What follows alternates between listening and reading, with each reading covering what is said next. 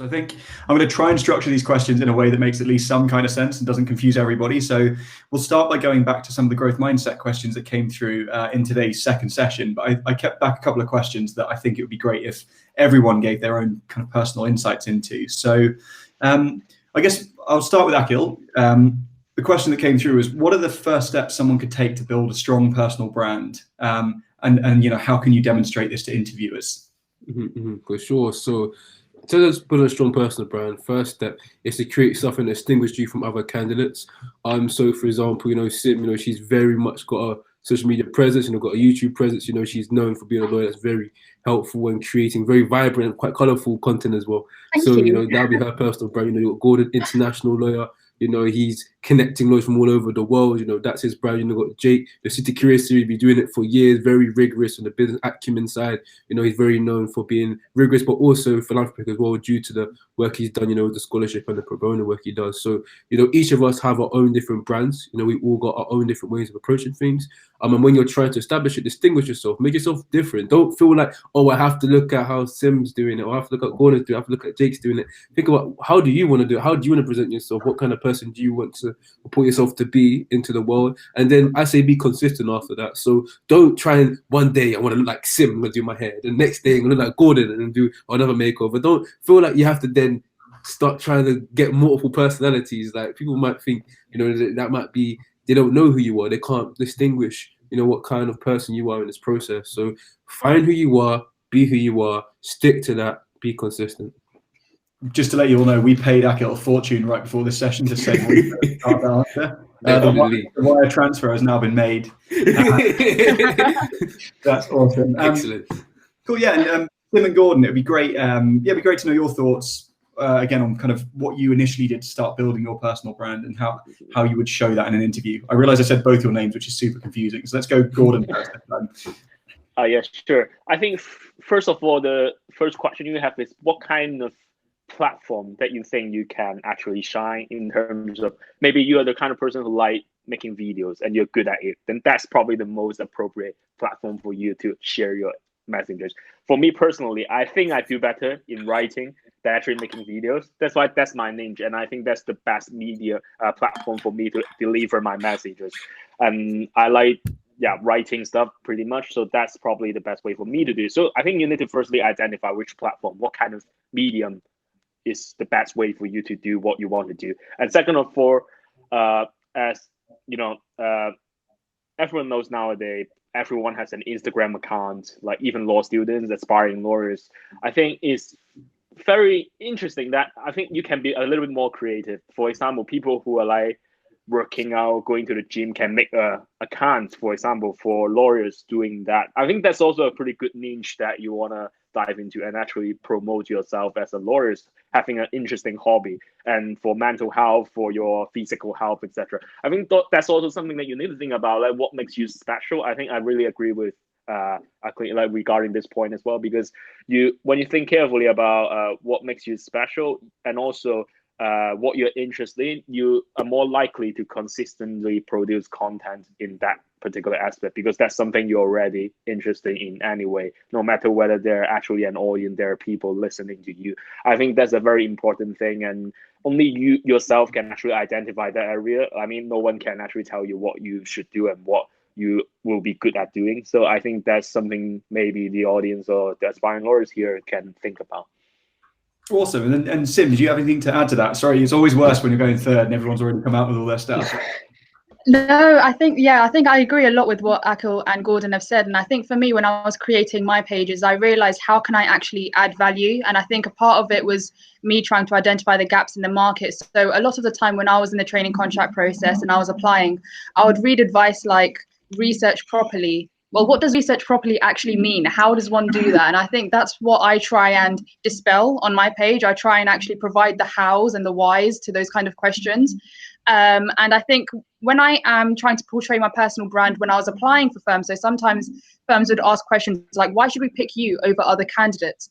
And my go-to answer for that was my resilience. I felt like that was my kind of key USP, as it were. I wouldn't say, every candidate should have a USP, but as Akhil said, try and find something in yourself that makes you stand out, that you're proud of. My resilience was the fact that I had a comfortable job as an accountant at EY. I took a big risk because I didn't want to be an accountant. I became a paralegal instead.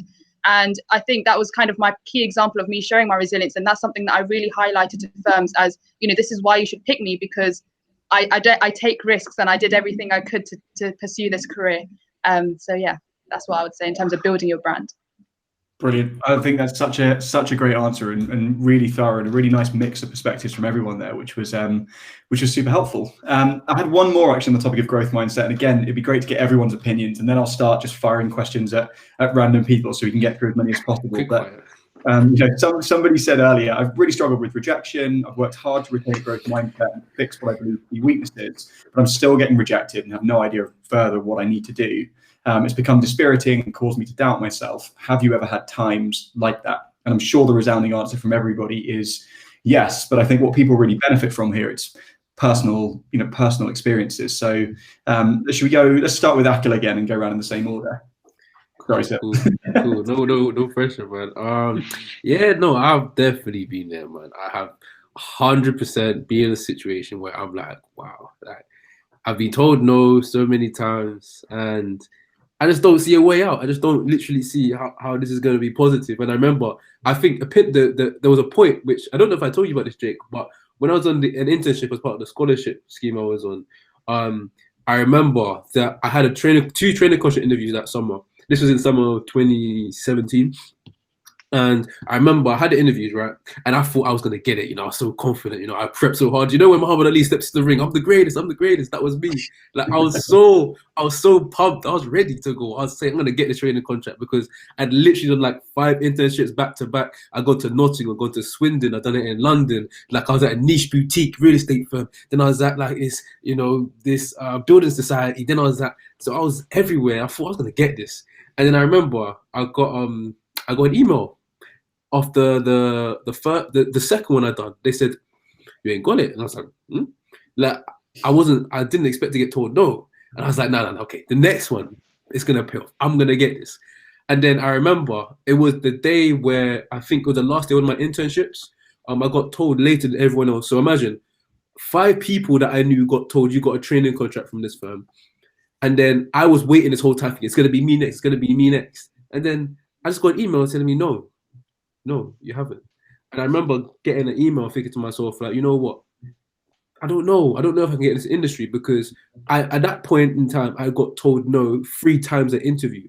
And to get told no 3 times to your face is a big thing. But what I'd say in terms of moving forward from that, first thing I thought was, how can I be more of myself? How can I make sure that I do things my way, not do things in the industry's way, so I can make the industry come towards me? Secondly, I said, applications, how can I make people want to tell me yes and not think there's a reason why I'm not good enough? So I'm changing the angle and how they're trying to perceive me in my applications by getting more experience, make it more diverse, but also putting more value in my experiences and trying to sell myself with confidence, like we discussed. And finally, just stop caring about the no's, because it's not about the no's, it's about the one yes that comes at the end of the way. So yeah, that's my advice. Brilliant. And I'll go Sim next, so I'm not twice in a row making you go back. Sorry, Gordon. What are your experiences with rejection and ever kind of doubting yourself, Sim? I can definitely relate to Akil. I was doing my back scheme at PwC, sat there for 3 weeks thinking I secured the bag. I was like, yes, definitely got this. And it's just so difficult when you get that call at the end and you just see that TEC just slip away from your fingertips. You were just so close and you just didn't, it just went. And it was really kind of frustrating for me because, you had to start the cycle all over again. You had to start way back from the application stage, then online tests and assessment centers. And I was someone who learned from practice. So even though like my first few applications weren't successful, then I started, self-reflecting, really realizing how I could put in more detail and more analysis and make my writing more concise. So then I'd get, majorly successful with the application stage, get to the online interview stage, I would flop that, have to go back to the start. Then I'll go to assessment centers, did 2 assessment centers. They weren't successful. Then I had to go back to the start again. So it was very much a kind of process where I had to pick myself up and then just have to tackle every obstacle every single way.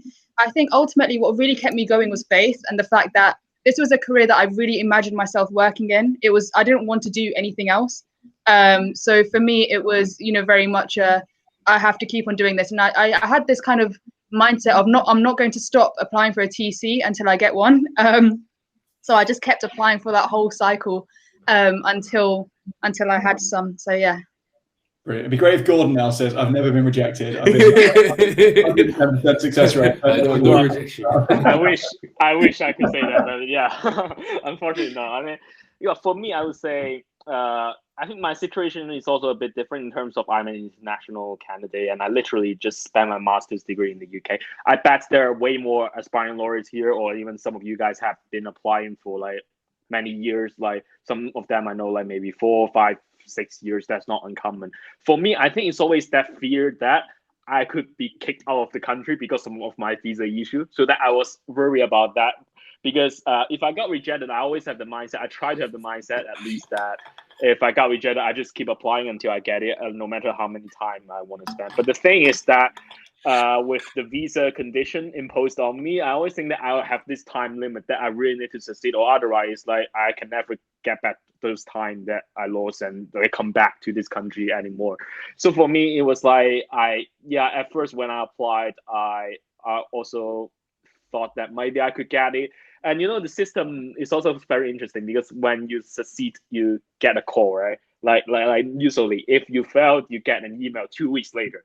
And I remember, oh my God, like my first assessment center. After that, I was waiting for the phone call every freaking day, and and the worst part is the second day I got a call, but it's like my friend calling me. I was like, stop calling me! Like why call me like suddenly? And she never called me before, so like suddenly like out of blue, and I was like it was just a torture, kind of a torture in that sense that you keep waiting. You think that this is like a chance for you to change, like kind of make a change to your entire life. It will be like entirely different. So that I was always thinking that I was waiting for that moment, but like at first it wasn't that easy, so that I literally got rejected from all my direct TC applications as well. So that when my visa expired, I kind of went back to my home country. I kind of like spent some time, kind of took a break from all this thing, and also start researching firms again. I remember I literally did my like video interviews and other assessment in Hong Kong when I was applying for Baker. And then when they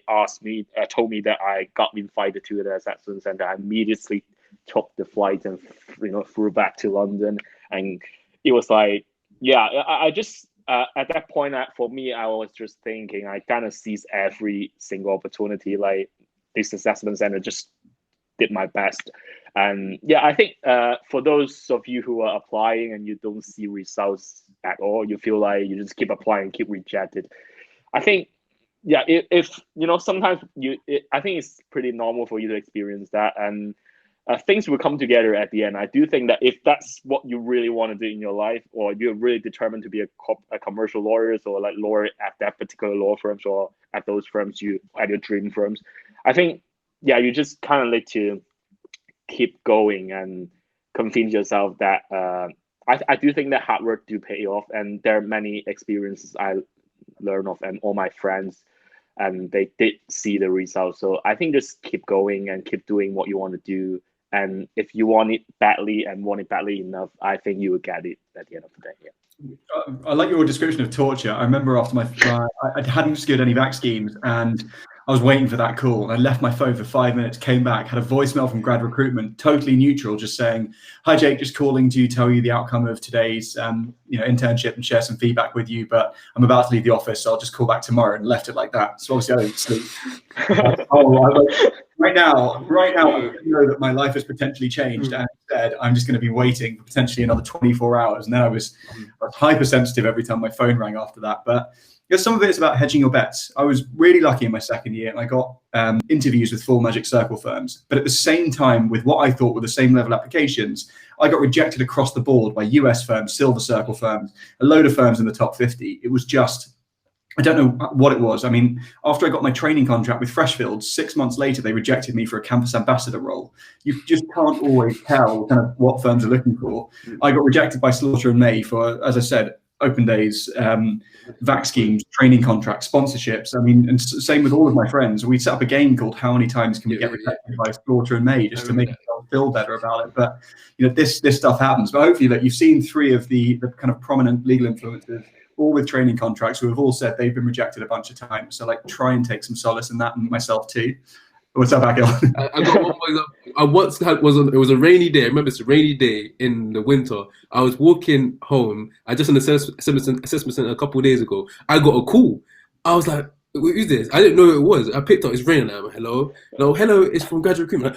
Like, graduate recruitment, and it's in the rain, so obviously you're a bit down, a bit wet, and you don't really know what's going on. I said, "Oh, I just came to call you that you didn't get it." I was like, "What?" So you called me to let me know, but they wanted to tell me in person the feedback. So at least I get the feedback, which I understand. But it goes to show sometimes you're waiting for the call, and sometimes they still tell you no. So sometimes Sure. You just can't tell. Okay, now we're going to go quick fire. So try and keep your answers to a minute if you can, and we'll try and get through as many of these as possible. So let's go to Gordon for commercial awareness question first. So would you recommend following everything in the news generally, or is following a few stories of interest in depth better? Well, honestly, I think nowadays with, like so many applicants applying, you're not going to stand out if you mention so many general stuff in the news story section. That's what I think, because like, imagine the kind of topic people, like how many times the HR have read articles or like news article about legal tech or like those kind of things. Like it's just very difficult for you to stand out if you keep your focus on such a broad topic. So I would say as narrow as possible. I think that's definitely the way to go. It also shows that you actually have a genuine interest in a specific topic rather than just a general topic that everyone can Google it online. So I think that's the key for like news articles. So that I do think that is important to keep it very specific, even though it's a small issue, because you don't have that many word count for that anyway. Like 150 words, I think probably is not enough for you to talk about at so many general topics anyway. Yeah, I think you roughly need to know what's going on, because if you go into an interview tomorrow and they mention Brexit or the pandemic and you have no idea what they're talking about, it's not going to look good on you. But you need to research a few things in more detail so that you can actually discuss them in an intelligent and balanced way. Following on from that, someone said, okay, well, if you are picking a few news stories, can you give examples of what I could focus on or what you focused on? So, I mean, Akil, what had you prepared in terms of news stories, just to give some context to people?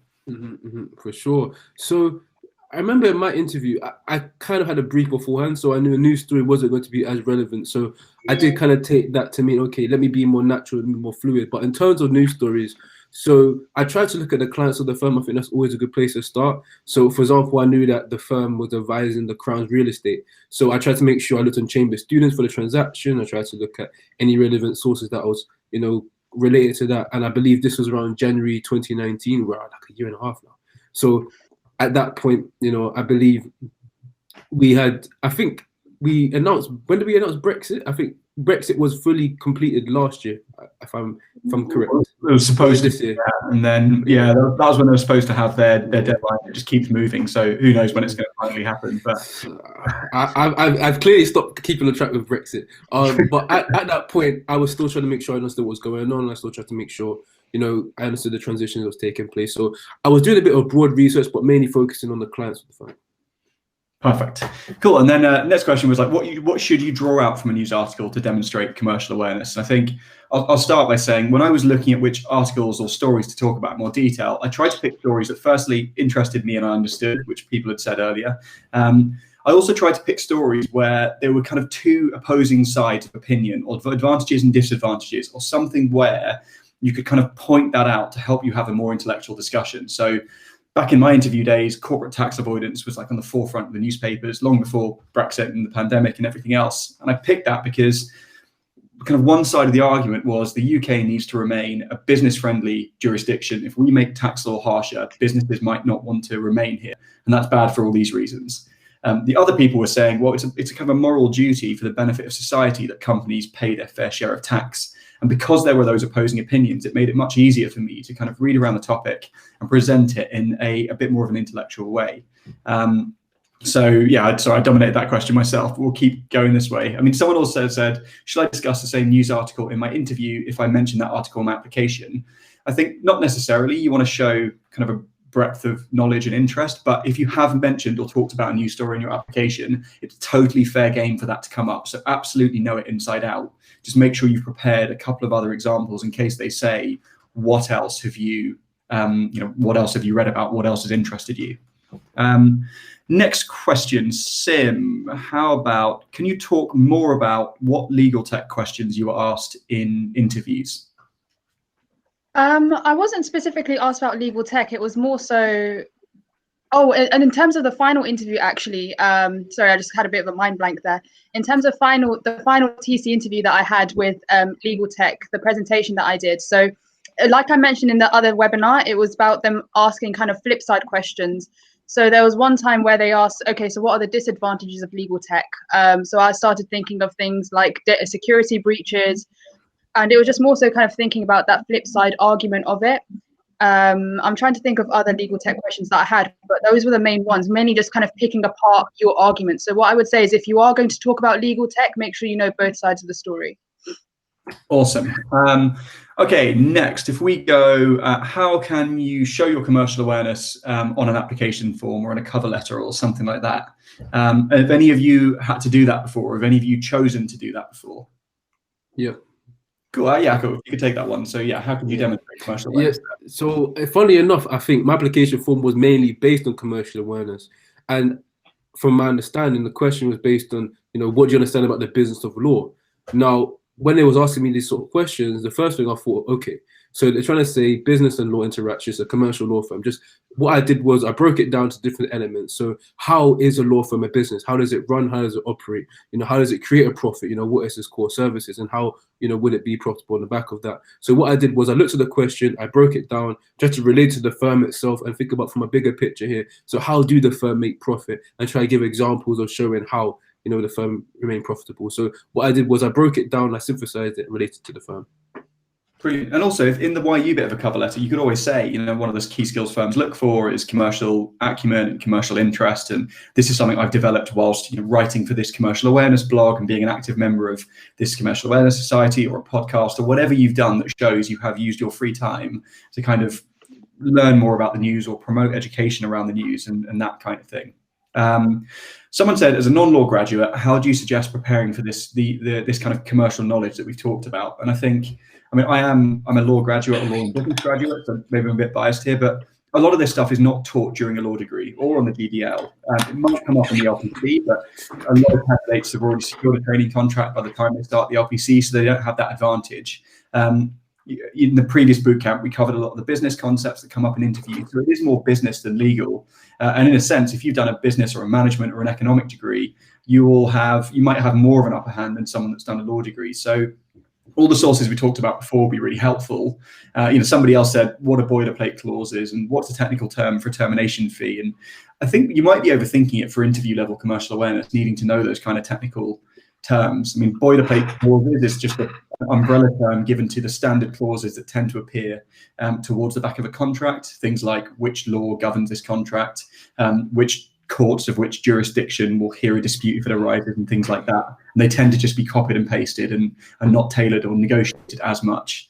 So with the termination fee, you don't really need to know a technical term for a termination fee. It might be called a break fee, but in an interview, if you describe a concept, even if you don't know the name for it, that can be enough. So when we were talking about warranties earlier, if you were a non-law student and someone said, how could the buyer protect itself in a contract? And you said the buyer could get the seller to promise in the contract to do that something is true about the business. That's absolutely fine. If you don't know the word warranty, it doesn't matter. You'll learn that stuff, but at least you're showing that you're thinking flexibly enough to apply those kind of concepts. Gordon, you look like you've got something to add to that. Well, I think it's all right. Like what you say, brilliant. And I do think that for interview purposes, I think the key is if you suddenly mention something technical, you have the responsibility for explaining that. I think that's the key. I think that just if you don't really understand a specific term that well, just don't bring it up or like out of blue. Or another way of doing that is, I remember there was a time they asked me to explain angel investors or private equity, literally because it's in the articles. And I for some reason, I didn't actually know how to explain angel investors. So that I literally said something like, well, I think I'm not too familiar with the concept of angel investor, but I can discuss a lot about the private equity. So draw the attention to the other terms that I'm actually familiar with. Mm-hmm. That was my strategy. And I think it would kind of work because you also show that you're being honest in terms of what you know, and you can explain, if you can explain the other term better, then just go for it. And I think the interviewer doesn't expect you to know anything anyway. So I think that's the way. Yeah, that's my way to do it. It's funny on that one. I was asked in my Latham and Watkins interview when I demonstrated commercial awareness, and I thought I was being really clever, and I pulled out of my bag the very first edition of the Commercial Law Handbook. Like, it looked like a Word document that had been printed with a glossy cover that I tried to make myself. I'm not creative in that sense. And I would just made it as a free resource to give out to students at society I'd set up at Warwick, and I handed it to the partner. And as I handed it to him, I knew what I'd done. And he smiled at me and said, "You know what you've just done, don't you?" And I've basically given him license to grill me on every single topic that I, as a first student, covered in this book. And it was super helpful because we found loads of holes in my knowledge, things that were a bit ambiguous, and it gave me loads of stuff to improve upon for the next edition. But yeah, if you're going to try and pull off something like that, just be prepared for it to flip back on you. One final commercial awareness question, then we'll move on to some of the employability questions that have come through. Someone said, how do you establish links between Scepters when developing your commercial awareness? And I guess this question could mean so many different things, but I mean, I guess, Sim, would you want to give an example of how you tied a news story from, it might be an investment sector, technology, TMT, whatever, tied that into the law firm or the legal sector? So one of the examples that I did, well, this is kind of like how I used to link it to my personal experience, but say the recent trend with the high street retail crisis, I was an insolvency paralegal, so I had quite a familiarity with how kind of companies were wound up, or kind of the procedures involved that companies use or lawyers use to try and save companies. One of those was, well, if you heard of Philip Green and the Arcadia Group, they were using CVAs. CVAs conditional voluntary agreements. Company voluntary arrangement. There we go. And when I was an insolvency paralegal, that was what I was using as well. I was drafting CVAs as well. So I think it was really useful in terms of taking that news story and thinking what a lawyer's role in it would be. So drafting the CVA, negotiating terms, stuff like that. So that was one way in which I did it. And it was quite personal to me as well, because I worked in that area. I had quite a bit of familiarity with it. And then when I was talking about it in my interviews, I'll talk about common things or knowledge that I knew about winding up companies or administration, for example, and stuff like that. So that was really useful. Awesome. Cool. Did anyone want to add anything else briefly before we move on to kind of employability and assessment center questions hanging over from earlier? Good. Brilliant. Cool. Okay, so let's go through assessment centers because there are fewer questions. I'll try and blitz through a few of these.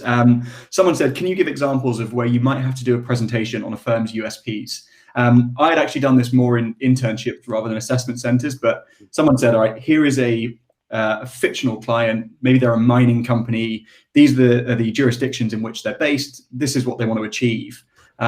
Put together a pitch as if you were pitching the firm to that mining company to win work. And that's where we had to kind of look at where their offices were based and their previous experience, look at the firm's USPs and map all of that to the specific circumstances of the client. And that's a really great way of a firm testing your presentation skills, your commercial acumen, potentially your future potential for business development skills, but also that you've really and thoroughly done your research into the firm. Now, I think that would be a slightly harsh exercise for an assessment center, and you're probably more likely to get that on a VAC scheme when you've got all the firm's resources at your disposal. But that's the kind of thing that could happen. I've had career coaching clients that have had presentations on just the firm's USPs in general. What if you were telling somebody why they should work for this firm, how would you pitch the firm, or that kind of thing, or what makes the firm different from its competitors? But there are different ways they can get the firm motivation in there. I don't know if any of you have had to do a presentation like that on a VAC scheme or Yeah, do you know, I liked it because I had enough time to be able to prep for it and look at it. For example, we had to really assess, how we could make, the firm more client-centric, what had more value, for the businesses. So we had to be able to assess and assimilate different information in order to present that at the time. And it was quite challenging to be able to pull out the different resources and whatnot and able to present it. It was very short and succinct, so it wasn't like we had ample time to present it. But I think it did go well at the end of the day because I think we did quite well in it. Yeah. Brilliant. Cool. That's the next question. Someone said, would you say pausing before answering a question in an interview can be off-putting to the interviewer? Rather than just posing that question to whoever wants to answer it, I'd say, could you add to that? Have you been asked a question that's kind of stumped you, and how did you deal with that? Should we go? Yeah, I can. Should we go? Okay, well, why don't we go, Sim? If you talk about pausing and composing yourself, and then Gordon, you look like you've got a funny example of a question stumping. Go in that order. Yeah, sure. Yeah. I definitely recommend pausing before you give your answer. This is because when I used to do interviews, I used to rush into giving my answer straight away. And I actually received feedback that sometimes I wasn't answering the question that was set. I was just kind of changing or going off on a tangent and trying to answer the question how I wanted to answer it and how I first thought of it, rather than taking that time to just reflect. I mean, not taking too much time, but just having enough time to kind of structure the answer in your head. So say if someone tells you, I don't know, what's 3 things about you that make you stand out in your head, then you can actually think of those 3 things. And then when you're saying it and you've had that time to think, you can say, well, there are 3 things about me that make me stand out firstly, and then you can kind of go into that structure. So I think having a pause to just collect your thoughts is definitely understandable. And I think an interviewer should be able to understand that. A time that I was actually really stumped, I think this goes through a lot of advice actually for aspiring solicitors to not copy and paste your applications, but I applied to an agency. At that point, I did copy and paste a section and it referred to the wrong law firm. It was like, this is a skill that I want to transfer to X firm. And that was not the firm I was applying to. And then the interviewer, she questioned me and she said, well, how do you provide good quality written work? And I said, yeah, I provide great quality written work, blah, blah, blah. And she was like, well, in this sentence here, you've referred to the wrong firm. Honestly, I think that was the longest pause I've ever had in my life. I'd pretty much just like been caught red-handed. And how I kind of answered that was I put my hands up and said, yes, that was a time where, I clearly did copy and paste it. I'm not going to hide away from that. I was honest. I didn't get defensive. I said that this is a lesson that I've clearly learned now. After the interview, she got me through to the next stage because she admired that I was honest. So even after that big mess up, she admired the honesty. So even if you feel like there are stumbling points in interviews, don't think that means that you're entirely unsuccessful, you're out the game. You don't have to have the most perfect performance. You can still build yourself up after. Awesome, thank you. And Gordon, what was your example? I think we all want to hear it now as well. Well, I think for me, like that question was pretty specific, to be honest. It was probably my interview with Bakers as well, like one of the associate interview. And I remember because I previously wrote like an article regarding frustration of contract, right? And I put it on my CV saying that I published this article on the frustration of contract. Mm-hmm. And the associate just out of blue asked me a question. Oh, I saw you publish an article. Then what do you think if like because of Brexit, like the rent, like many of the rental agreement kind of terminated because of that? Can they claim frustration of contract? I was like what? Like I literally like at that moment I was like, there was a glass of water in front of me, so I just literally drank that water and I literally say, it was a really good question. Could you give me maybe a minute to think about it? Because I did need that minute to think about it. It was a tricky question. I do think that he didn't expect me to have the perfect answer to it. But the thing is, you need to present your answer in a very good manner and also very structural manner and actually have your reasons for supporting your argument. I think that's the key. Probably even the associate himself, he didn't know the answer, like not the exact answer. So I feel what he expects is like, but I do think that sometimes when you face a difficult question, take your time to think about it. Of course, you shouldn't think about it for like 2-3 minutes. That's way too long. But a minute, I remember when I asked for an extra minute to actually think about the answer. He was taking notes. I bet it was actually not a bad thing because he accept me as a trade, like accept me. So I think it's probably a point that they take note of in terms of how a candidate can gather their thoughts together before actually delivering an answer. They don't want someone who talk about like anything in front of a client without thought on it. So I think that's actually a key element. And I do think that just don't use it too often. Like maybe 1-2 times, I think is acceptable if it's a difficult question. Brilliant. I mean, someone else asked, like, what if you blurt out something which you didn't intend to say because of nerves? How do you deal with that? And I guess it's the same principle as including something on your application form and comes back to bite you. I mean, I gave that example earlier when someone said, who would I go to dinner with, living or dead? And I just blurted out Mick Jagger. And I had no reason in my head for saying that. I was just like, in my head, I just went, think of a famous person that you actually know what they do. And that just came into my head and I blurted out. But then using Gordon's tactic, take a drink of water, compose myself. Like, what would dinner with Mick Jagger be like? That man's had a ridiculous life. Maybe I'll get my stories. And I kind of, sometimes under pressure, you think of answers that you wouldn't be able to think of if you weren't under pressure. It's like in exams. I've got a terrible memory and I would try and revise everything as much as possible. But suddenly under the pressure of an exam, I was remembering the most random quotes from academics and their names and whatever else. And sometimes you've just got to trust your instinct or that your initiative will kind of save you, even if it's subconsciously. A couple of other quick questions on this. It was when waiting for an interviewer to join the meeting, should you keep the camera off or on? I think it doesn't really matter. Maybe have the camera on, because for all you, if the interview is running late and your camera's still off when they join, it might look like you're also running late, or there might be a tech issue and you can't see them, but they can see that at least you've shown up there and you're on time. So if you need to wait for a couple of minutes looking professional and smiling and whatever while you wait for them to join, that's probably better than joining later deliberately or looking like you haven't joined yet. Someone said, what resource would you recommend to get a comprehensive list of competency and motivation questions for practice purposes? I think you're looking at them. If you follow Gordon, follow Sim, follow Akil, they're always dealing with different types of competency questions and how they answered them. And I think that's almost better than just having a random list, because if you get a bit more context around them and you can understand more about what they mean. There's a long section in my application interview internship handbook that goes through all the key competencies and why they're important, and lists out loads of the ones that firms tend to assess and kind of why. Hannah Sultan from earlier has written brilliant blogs on that.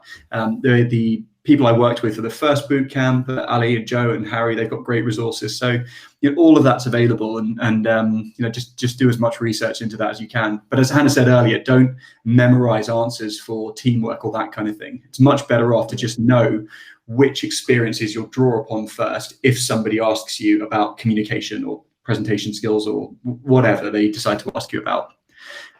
Final question about assessment centers.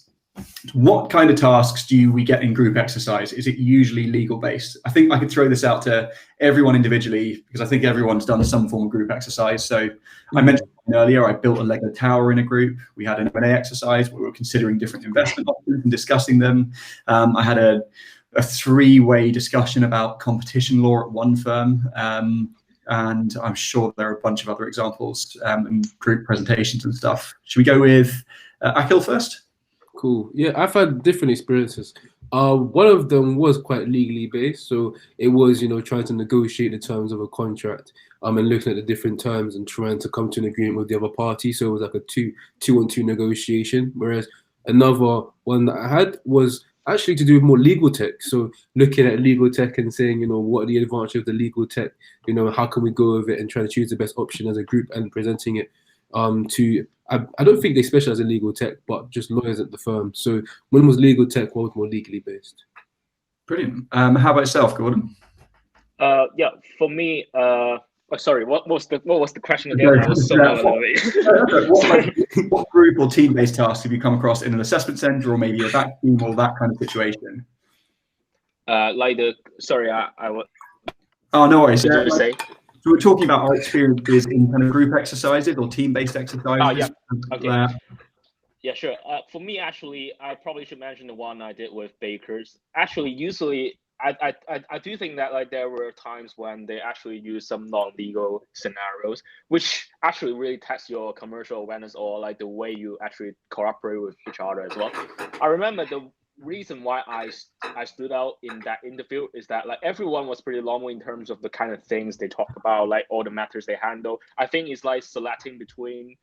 I hope they actually change the group exercise. Otherwise, I'm exposing the firm's assessment task. But anyway, I think it's probably something finding a fundraiser to cooperate with for a charity event, something like that. And I think in that case, all the people are recommending which charity the firm should partner with in order to actually organize the event. I remember we talked about some points about marketing, and I just out of blue talk about doing something like the ice bucket challenge, that kind of thing, actually upload a video Instagram and then share it with each other so that to promote the event. And on a feedback call, actually the HR told me that I was trying to be innovative in the meeting, which was also something that they look for in a group exercise. So that don't think that you need to be someone who dominates the conversation or someone who would be excellent in timekeeping or etc. Just use your strength and just try to even being creative can also make you shine in a group exercise. So that there are so many aspects of a group exercise that I think you don't need to just focus on speaking a lot or anything. I literally spoke the least probably in that particular group exercise with 4 other people. So, but the fact that I actually raise points that are useful or innovative, that actually helped me to shine. Yeah, not speaking for the sake of it makes such a big difference sometimes. Yeah. Awesome. And how about yourself, Sim? My group tasks have been so unorthodox and like really non-legal. So for Wombles, I had to do a lateral thinking exercise. We were in an escape room. We were given pages of documents, and like each document had a kind of pattern or a code or a numerical test or whatever, and we had to kind of find individual numbers and then at the end put the numbers together to make a code to get out of the room. So that was quite unorthodox. I had to do a group task once where we weren't allowed to speak. We were given like papers of like rules, like Lego in front of us, and each person had a different rule. And so my rule was the red brick can't be next to the yellow brick. So then I was there furiously, not speaking, like trying to separate all the red and yellow bricks. And then the timekeeper was just there for ages, just doing this. I was like, oh my God, this is so stressful. And then I had a group exercise where I mentioned with Simmons and Simmons, like where should we build our new office? And again, for that assessment center, it was really kind of bringing in that knowledge of the firm, but also the knowledge of, what's going on around in the world as well. And yeah, I think, I had one for Wombles as well. There was another one.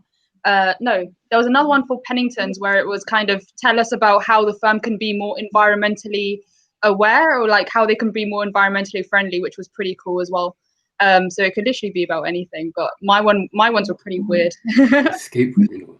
It was so They literally locked you in a room. Like, back to you to three of you, go.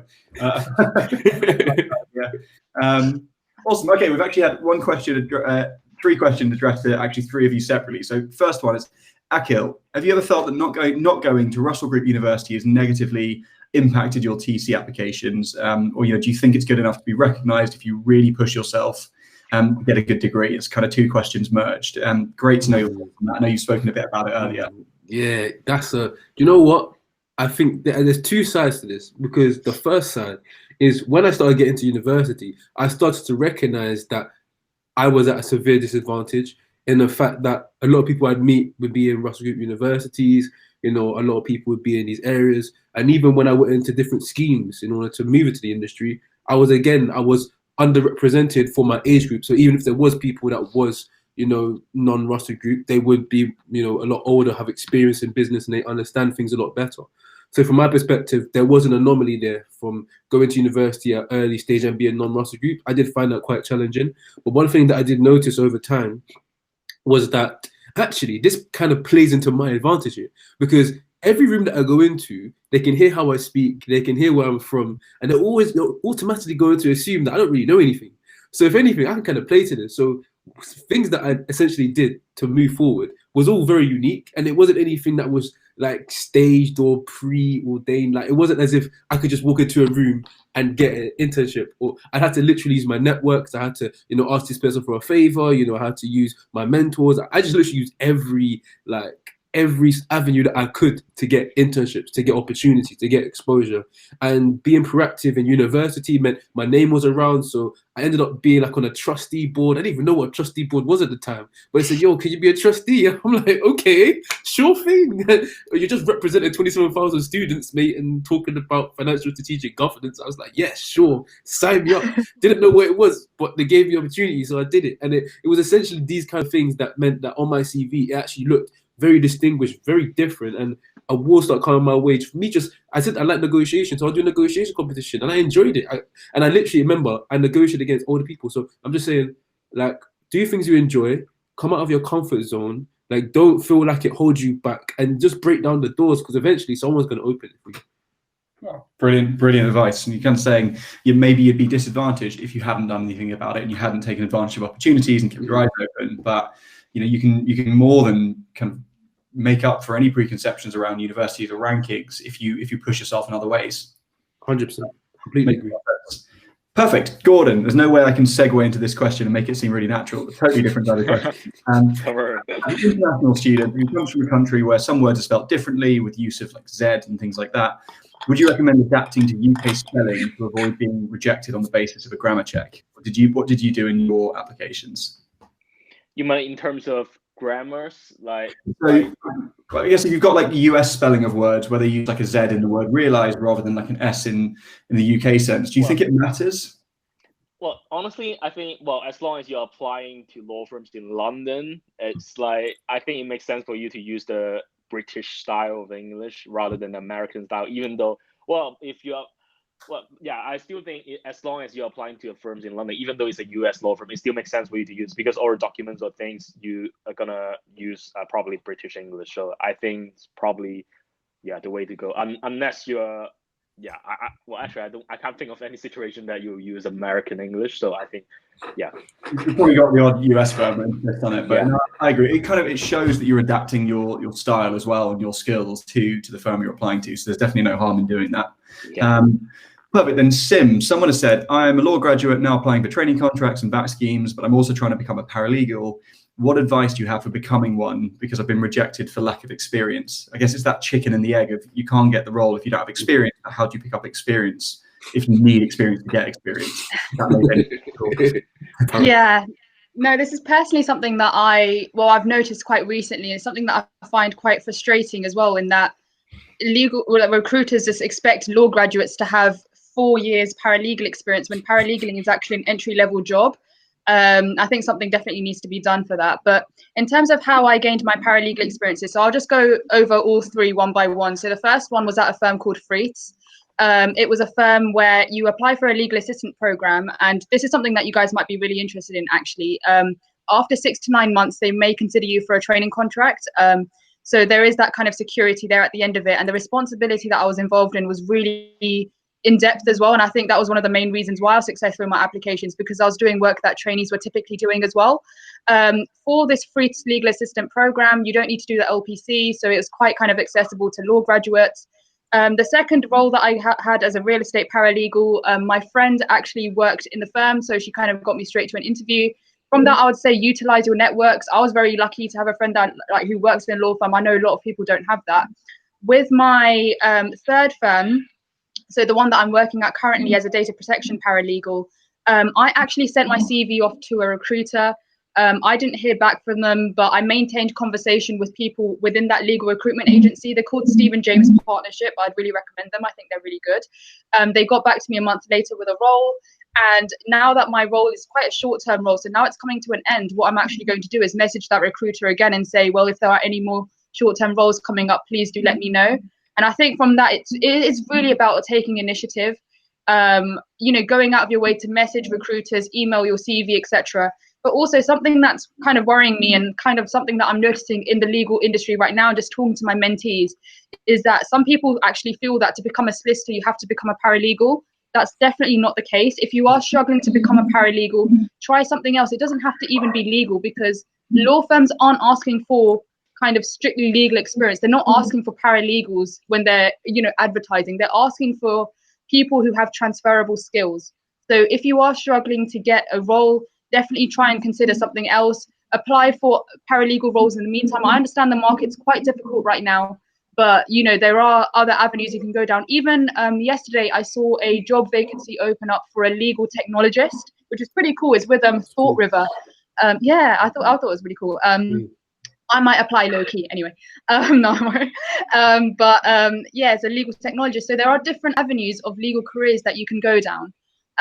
So definitely, keep at it. I understand the market for paralegal roles is really difficult right now. On my page, actually, I do post vacancies that I see. So do follow, and yeah. Actually, leading on nicely from that, I think this was a question definitely meant for you or made for you, Akil. Someone said they're a paralegal at a city firm, but they're currently considering an in-house role at a large corporate's compliance team. Yep. They've read somewhere that law firms are disapproving of walking away from law firms and moving in-house, and could that get in the way of getting a TC? So I guess you are objective living proof that's not the case. What's your opinion about taking a role in-house first, and how that help or hinder you getting a TC? Yeah, for sure.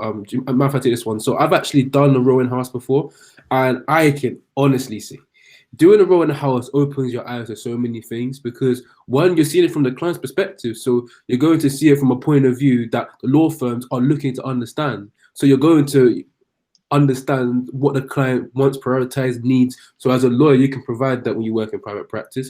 Secondly, by working in-house, I remember I picked up so many skills when I was working in-house, and I was, with the lawyers, and we're talking about all of the legal documents and whatnot. Like, I remember thinking to myself, like, this is the same work I might be doing in private practice. The only difference is these guys in private practice are sending me to work, and I just get to review it, and say, cool, thumbs up. Like essentially, it's like I learn from how the people draft it, how they do it. They give it to me. I have a look. Yeah, that's nice, and send it back. So essentially, it's me doing their job, but just getting credit for it. So what I'm saying in that sense is working in house actually makes you understand the perspective of someone who works in client side, but essentially you can still develop the skills by looking at the documentation, and you might not be involved in the drafting of it, but you still get that perspective of seeing it, understanding it, and then knowing how to articulate what a lawyer does in interviews. So if anything, it's like a perspective that you get from the people that you'll be working with in the future, and I definitely recommend it. Brilliant. Okay, I'm happy to run over for a bit if you guys are. I think it's a hard stop with the tech at 5:45, but I reckon we can get through everything by then, hopefully a little bit before. I can't agree more. I mean, I didn't even think of it in that way, but it's a great thing to say in an interview as well. You know, I wanted to understand things from the client's perspective, as I think that will really help me then moving into private practice. That's a real key takeaway from today. Gordon, next one to put you on the spot. So you mentioned earlier that the kind of your preferred platform for giving advice and helping people to learn is writing, as opposed to I guess video and podcast and that kind of thing. Someone said, what are the good resources to refer to when it comes to wanting to write articles and blogs? I'm guessing the question is sort of, how can you pick up those writing roles? Do you have any advice? Well, honestly, I think the first ever writing role I got myself into was probably when I was like third year. I was still in Hong Kong, and literally like the role I got was not even like in Hong Kong. It was just some random LinkedIn posts I saw, like some lawyer in Singapore or something. He was like recruiting someone to write a blog for some case note or something, and I volunteered for that and helped him write for that. That was the beginning, and it wasn't even a planned activity. It was just the fact that I screwed my LinkedIn. Like I kind of looked at my LinkedIn and saw this opportunity, and I applied for it. So for me, I feel like the most important thing for you to do is to just keep an eye on the opportunities on social media platforms like LinkedIn, etc. And there are so many different places you can write, and especially nowadays, so many people also like take the initiative to organize or like to make their own platform for, you know, to write any kind of like legal blogs, commercial awareness blogs, etc. They have been recruiting people, aspiring lawyers, to write for them. So I think it's just easy for you to apply to those platforms and actually write for them. And if you're really passionate about it, you can even do it yourself by actually making a platform of your own, like starting a new platform, which also help you with your social media presence, which will be very useful and come in handy when you actually get the job you want and have that voice in the legal sector as well in the future. So I think that's probably, yeah, just keep an eye on. I do think the internet nowadays, as long as you have the, you know, financial ability to afford like internet, like laptop, or like you can use those things, I think there are lots of ways for you to, you know, write and contribute.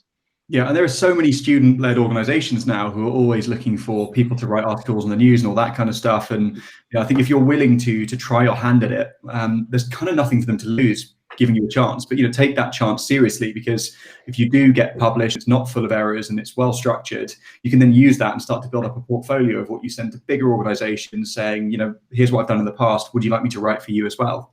It can be a great way to educate yourself on commercial awareness.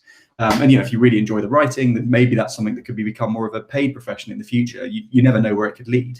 Okay, I'll take a question myself. So someone said, is it the right time to send out applications? And someone replied to my comment earlier and said, how can you start in advance if you don't know what the application questions will be? It's a really fair question. The vast majority of firms will ask you one or more of the following: why commercial law, why this firm, and why you? So if none of the applications have opened yet that you want to look at, write a 300-word model answer to why commercial law. That's going to be broadly copied and pasted across applications, as long as you amend it for whatever the word count is. If you get asked that same question and it's a 500-word limit, don't just paste in your 300-word limit and leave it, adapt it to that word count. Otherwise, other people are going to take opportunities to make more points than you have. Same with why you. A lot of firms will ask that in some way, shape or form. If they don't, then maybe some of what you've written there you can use when you're talking about your work experience, but it's a good way to start. And with why the firm, it needs to be totally tailored to every single firm. But the more you write that kind of answer, the more you'll become attuned to the little differences between firms that can help you to write those firm motivation answers more effectively. So pick the first couple of firms that you know you want to apply to, maybe Google and just see in the past if they've asked that question so you don't waste your time, and start honing your craft that way. Then over time, you can start to build up a bank of your answers to, what was your greatest challenge, or what have you read about in the news, or whatever other questions come your way. And the more model answers you've written, the better you'll become at tailoring your answers, but also the more likely it is that you'll have a really good model answer as the base to use for an answer on another application. And this ties into another question where someone said, how much time do you recommend spending on an application? And when I said I spent 10 hours on my first one, I wasn't being dramatic. I probably spent an hour and a half on it, sent it to a friend of mine who was already a trainee, thinking it was brilliant, and he'd tell me how brilliant I was. And instead he called me up and was like, mate, you need to drive down to London and we'll spend the weekend on this. It's terrible. And I thought he was joking. He absolutely wasn't joking. I drove down to London and we spent the weekend working on it. And that really gave me an idea of how precise you need to be, how many times you need to check every word and every sentence and make sure that it flows. It's as concise as possible. If you can write well enough that you get 10 points into 200 words and someone else only gets 3 points because the English is all over the place or the structure's all over the place, it's going to really help you stand out. But you might spend 10 hours on your first one, but the next one only takes you 6 hours because you understand what you're doing more and you've got your model answers. Once you've sent 14 or 15 really high quality applications over a couple of years, some of my applications I did in an hour because all I really had to focus on was the firm motivation question. I knew which aspects to look out for. I'd done my research, and it gets better over time. So put in the time for the first few because you'll reap much greater rewards later on. Those were the application ones. I've got one for you, Sim, actually. Someone said, I'm a non-law student going into second year and I've only just started thinking about a career in law. I've started to look into applications, and one of the applications says they've got a whole section dedicated to work experience. Are they at a serious setback with no law work experience? And I guess if so, what could they do? You're not at a setback with no legal experience at all. I was definitely in your shoes when I was applying. I had more non-legal experiences rather than legal. And how I went about circumventing that was talking more about the transferable skills. So in the work experience section, if you go on the firm's website that you're applying to, look at the key values that they're looking for in their trainee. Say if they're looking for someone who has good client communication, I made sure that one of my work experience sections dedicated wholly towards showing my client communication. And what I mean by dedicated wholly is actually going into a specific scenario where I displayed that, how I went about the certain situation and how I kind of circumvented that. So what example being one of my experiences was I did an internship at EY. It was a tax internship, so completely non-legal. However, from that experience, I was able to show my commercial awareness because I was looking at a parent and subsidiary merger kind of family tree thing. And from that, I was able to kind of show that I had that practical commercial legal experience that I could apply to law firms. So definitely, don't be worried that you've got no legal experience. What I would do, because you're in your second year at university, you have that access to legal opportunities. And by that, I mean getting involved in mooting, negotiation competitions, getting involved with your law societies, attending networking events. University is really great for gaining legal experience because law firms come to you. You don't have to kind of go out of your way to go to them sometimes. So like at law firms, etc. And, applying to open days, insight days, even if your law society has a particular committee position for a non-law student, I know a few university committees do have that. So definitely look into that. I would say use this as a situation to kind of motivate you to gain more legal experience. It's not necessarily that you need it. It's just to help build your CV more. But for now, definitely focus on the transferable skills that you've gained from other experiences that you've got. Awesome. And I think someone asked a follow-up question, should I only mention the paid work in my work experience and not the unpaid? And I think unless a firm explicitly says that to you, they won't know whether or not you were paid, right? And there's no point assuming you can only put the paid stuff and leaving out something really good. If the nature of your experience means you were working, you were in a managerial role for a charity on a volunteering trip somewhere, then what's the difference between what you were doing in that context and what you were doing if you were being paid to do it? So absolutely mention that. But if you've worked in a supermarket or you've worked as a waiter or a waitress part-time whilst doing your studies, mention that as well, because it shows your organizational skills, your commitment, the fact that you've had client-facing experience. Because remember, client is just a synonym of customer. So there's so much you can use. And I think Sim makes a great point that if you've got all the legal motivation stuff covered elsewhere, being involved in law-related societies and writing commercial awareness newsletters and that kind of thing, that can be enough to show your legal motivation. But if there is a way you could do a couple of online virtual open days that are fairly easy to get onto, then why not do that? Because it just adds that little bit extra onto your CV. We're coming to the end. There's one question I want to ask everyone to end up with. So I'm just going to quickly skim over the last couple of things. Someone said, how can we research firms beyond events and websites? I think networking. LinkedIn can be a great way to try and meet people. I know it can be difficult to get through to firms or firm representatives on LinkedIn, but if you can find people that have a very similar link to you, maybe same course at the same university a few years ago, it could be same church, same football team, same netball team, whatever. And when you reach out to them cold, you mention that shared experience, they'll be far more likely to reply to you because it will show you've done your research and you haven't just reached out to 100 random people. So you can be effective there. Talk to your lecturers, your career advisors, your seminar tutors. Some of them might have worked in industry before, and most of them will probably know at least a few people who work in industry, and they might know which ones are more likely to be open to mentoring students. So there's loads of ways you can learn about firms that way. And same with these kind of virtual insight days we're talking about. They tend to involve employees talking about their experiences, and that can be a great way to learn more. Can I say something about researching? Yeah, go for it. So with researching firms, I think it's really difficult for aspiring solicitors because everyone's using the same sources: Chamber Student, Lex 100, Legal 500, etc. For me personally, you can use the same sources as everyone else, but it's more so about how you analyze those articles or those sources that you see after. So I've posted a step-by-step guide on my Instagram, but really when I used to go on the firm website, some of the things I used to look at was, what's their color scheme? Why have they used this? Why is this Brexit hub the first thing I see on their website? Why are they focusing in on their diversity and inclusion on their website when it's the first thing you see? So really kind of questioning your sources, really questioning when you're going on the firm's website. I think personally the firm's website is an absolute goldmine of information. You can find out loads of different things there.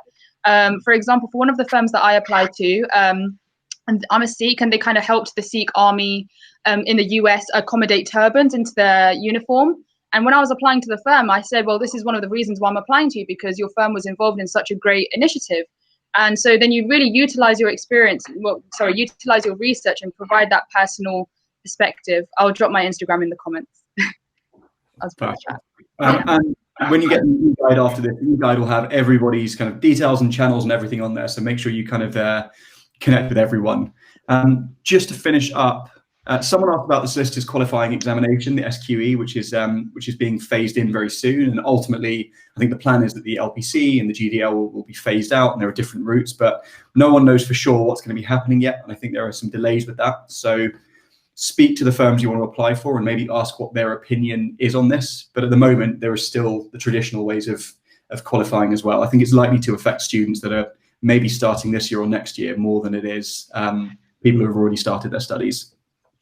Cool. So one final, have we got time? Okay, really quickly, Akil, someone said, how did you get your in-house role? Would you be able to summarize that in 1 minute? Yeah, oh, definitely. Mainly relationships. And just try to be the best of me I can be. And I'd say that because I built relationships with lots of people in the city, and I got recommended for the role mainly because I was doing a lot of work behind the scenes to encourage people to go into law and just to get lots of internships on. So I really had a lot of experience. Someone said, I think you'd be good for this. I had an application, had an interview, it was very laid back, very relaxed, and then had another interview, and then I got my role. So mainly from building relationships with people, then to showing that my experiences can show I can work in the city, and then from there on in history. Brilliant. I know we had some questions about cover letters and we kind of ran out of time, but generally the structure for a cover letter will be something like, why law, why the firm, why you? Stick to the structure, think about it like you're writing an essay. It has to make sense, it has to flow. If it's all mixed up and all over the place, it'll be hard for you to make your point in a way that's easy for a recruiter to understand on a quick skim. You could always write it with actual headings in there to keep reminding you what's going on, and then just remove the headings before you send it off. Get your salutation right. But other than that, all the general advice we've given about employability and skills, make sure you take that into account when you're writing about this stuff. So final question, if you could each take it in turns, if you had to give advice to the younger version of yourself and you hadn't yet started the application process, what would it be? I know it's a tricky question, but who wants to volunteer to go first? I don't mind going first. I don't mind going first. I feel like it's an assessment center question or something. Yeah, I'll put you on the spot there. Go for it, Sim. I think if one bit of advice I'd give myself is believe in yourself. When I used to sit in assessment centers or interviews, I'd look at other candidates and think, this is someone who's wanted to become a solicitor since, I don't know, she first started speaking. Whereas I was someone who wasn't as serious at university, and I felt sometimes that made myself feel like I didn't deserve to be there like everyone else.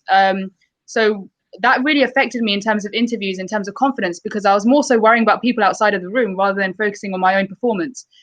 So how I overcame that was I actually told myself, well, I've been invited to this next stage. I have every right to be there, just like everyone else. The firm is clearly seeing something special in me. So it's kind of my role to show that to them, and kind of emphasize that to them. So I think that's my bit of advice that I'd give to myself if I was applying, is just kind of believe in your source a bit more. Just like, understand that you've got something special about you. Just got to show that. Awesome. Perfect. Thanks, Gordon. Let's hear from you, Gordon. What's your final bit of advice for yourself? Yeah, actually, I really agree with what Sim says about, you kind of need to believe in yourself in terms of because there are lots of people, I would say majority of people, maybe they are not in Russell Group University or university that place them in a much better position, because they always think maybe academic performance is not that good and other work experience is not that good, etc. So there are just a lot of things that they may be worried about. But I think the key sometimes is that if you are invited to an assessment center or an interview, that means the recruiter already think that you deserve the opportunity as much as all other people sitting in that assessment center as well. Because in the past, I also experienced things like when I went to an assessment center, literally I was the only maybe foreigners there. Everyone knows about the application process from the year ones. For me, it's I was just literally a random guy from Hong Kong coming here and got the assessment center. So I was it's just, there's always this comparison that make me feel I don't belong, or maybe it's not really for me because of my background and things like that. I think many people can relate to that if you are from a different background, a diverse background, or even not necessarily need to be a foreigner, just maybe because of your upbringing or your background, personal family situation, that make you feel you are you don't belong to somewhere. But I just feel don't think about it like that. And I do think that nowadays in this generation, everyone deserves the opportunity they are offered to. So just go for it and take your shot. Perfect. And Akil, if you give us a kind of 1 minute rundown of what you'd tell your younger self. For sure. So I think that sense of belonging definitely runs through in my journey, and I think that's very important. I think when I started off an application process, I really felt I felt like I don't know how to articulate myself. I don't know much about this whole business world. I don't know if it's really for me, to be honest. But what I would tell myself going back, is just to stay calm, have faith in who you're going to become, keep working towards your goal. And don't forget, it's when you show yourself in the best possible way on the application process that, you're really going to excel. So, yeah, so I told myself. Brilliant. And it's really hard to follow that because that was all such brilliant advice, I guess, and self-reflection. I mean, one thing that I've always bear in mind personally, it's the quote, opportunities don't just happen, you create them, and you need to be active. You need to keep your eyes open. You need to go for things, even if you can't see the immediate benefit.